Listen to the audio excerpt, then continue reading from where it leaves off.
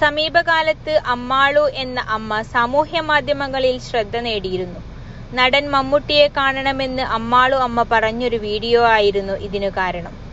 Video ശ്രദ്ധിക്കപ്പെട്ടതോടെ മമ്മൂട്ടിയെ കാണാൻ അനുവാദവും ലഭിച്ചു. നടി സീമാജി നായർ ആയിരുന്നു ഇതിന് വഴികാട്ടിയായത്. ടർബോ സെറ്റിൽ വെച്ച് മമ്മൂട്ടിയെ കണ്ട അമ്മാളു അമ്മയുടെ സന്തോഷം വിലമതിക്കാൻ സാധിക്കാത്തതായിരുന്നു. ഈ വീഡിയോയും ഏറെ ശ്രദ്ധിക്കപ്പെട്ടു.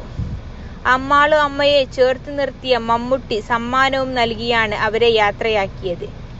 ഇപ്പോഴിതാ അന്ന് മമ്മൂട്ടിയോട് സംസാരിച്ചത് എന്താണെന്നും അദ്ദേഹം നൽകിയ സമ്മാനം എന്താണെന്നും തുറന്നു പറയുകയാണ് ഇവർ.